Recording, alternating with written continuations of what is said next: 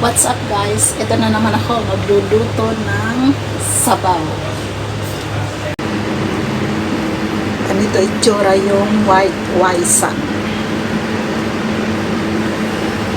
Ito pag binalatan ko na yung puti.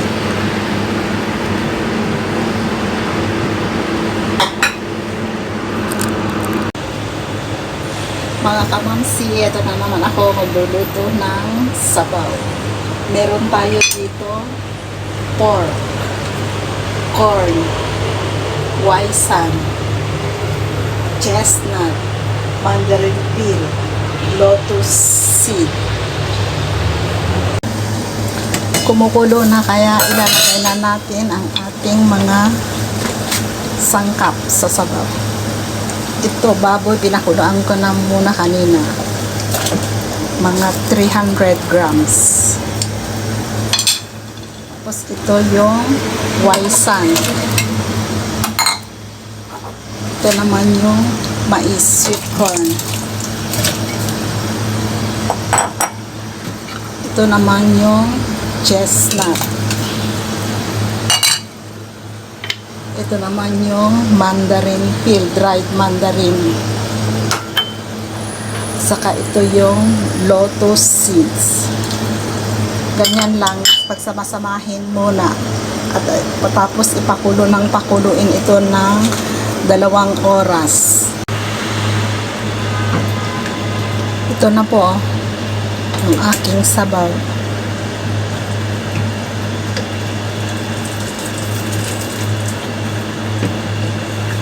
Yan.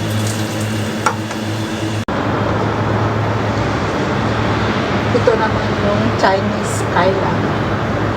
I-scrap ko ito yung kanyang pinaka-tangkay para hindi matigas. Ayan siya. Ito yung Chinese broccoli, Chinese kailan. Ganito lang ang pagluto, iboboil lang, lalagyan lang ng mantika, asin, asukal. Saka hahanguin. Hahanguin mo.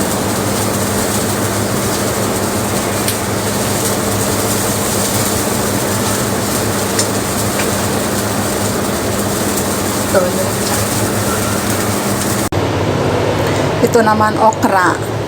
Maglilinis tayo dito. Ang tamang paglilinis ng okra ay kailangan lagyan ng cornstarch. Lagyan ng cornstarch. Tapos irarap para matanggal yung gaspang. Ganito ang gagawin para matanggal yung gaspang niya. Yan, isa-isang ganyan.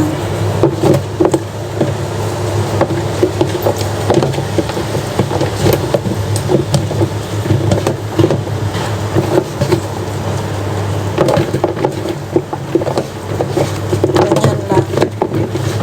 Para matanggal yung gaspang.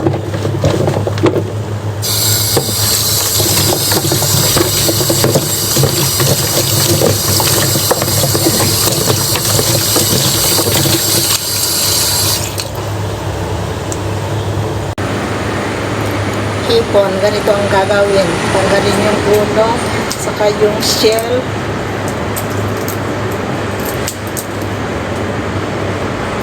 At saka hiwain.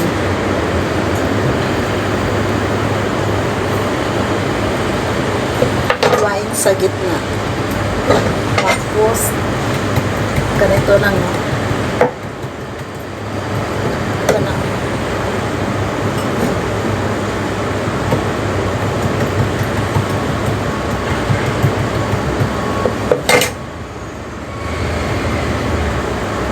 Ganyan lang guys. Ito. Kasi sasama na rin yung intestine kapag tinanggal yung ulo.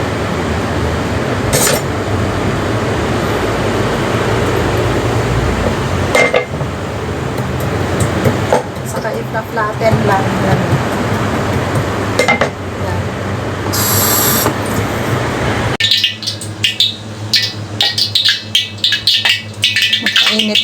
mantika.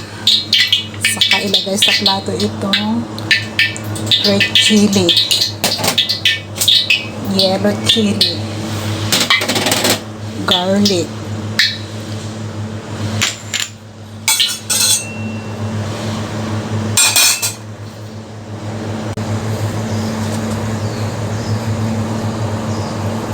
oyster sauce, sugar, cornstarch, saka itong mainit na mantika.